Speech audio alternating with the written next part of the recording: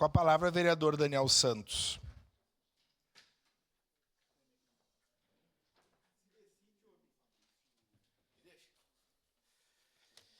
Bom dia, presidente, colegas da mesa, colegas vereadores, quem nos assiste.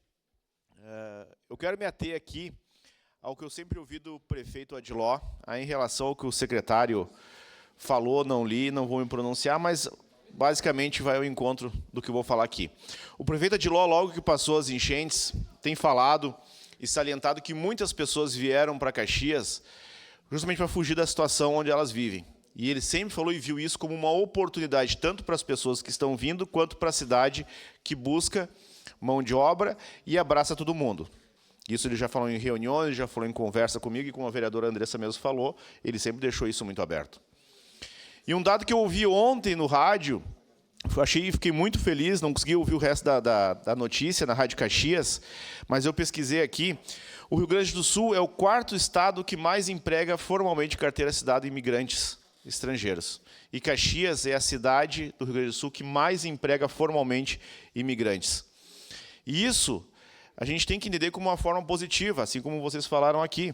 Porque é uma cidade que abraça, é formada por imigrantes. Hoje, mais de 80% da população de Caxias não é natural de Caxias do Sul. E eu vou dar uns números para vocês aqui do que emprega Caxias do Sul. São 6.366 imigrantes, onde deles 638 são haitianos.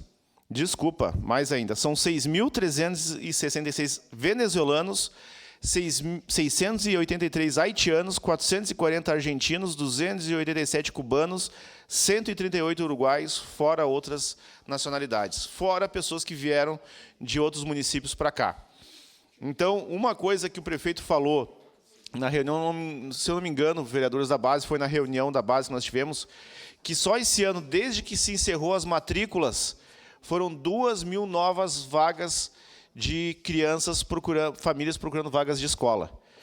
E a gente entende o quanto é difícil isso, vereador Andressa, vereador Lucas, conseguir vagas para essas crianças. É nesse sentido que tem que se trabalhar e se pensar numa projeção.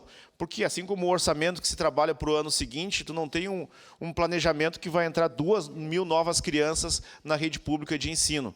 E daqui a pouco, com essa crescente de imigração para cá, tem que se pensar nessas possibilidades de como não é encaixar, mas colocar essas crianças na sala de aula. Assim como o atendimento para a saúde também, que tem que estar preparada para receber essas famílias.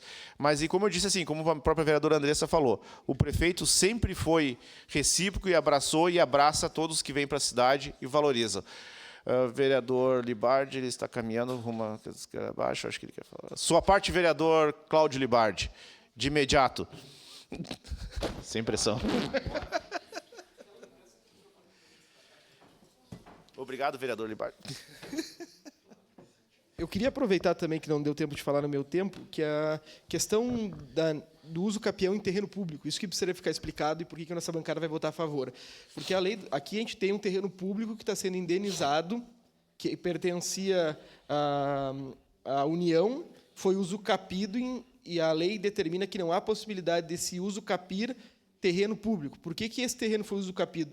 Eu fui até o Reinaldo, engenheiro de Secretaria de Projetos, o Caleb, que é formado em Direito, também sabe disso, não tem como usucapir terreno público, e nesse caso tem como usucapir, porque há previsão específica na lei dos ferroviários que determina que o ferroviário que morava no local poderia usucapí-lo, né? Então, nossa bancada, no momento oportuno, votará favorável a esse projeto por entender que há necessidade da desapropriação e que eu queria agradecer especialmente ao Reinaldo, que é o engenheiro responsável pela Secretaria de Projetos, que prontamente me trouxe a legislação quando eu perguntei para ele, como é um tema muito específico mesmo, não se vê no curso de Direito, ele prontamente me respondeu. Então, nós entendemos que há necessidade da desapropriação do bem, mesmo sendo um bem público que anteriormente pertencia à União. Obrigado pelo tempo.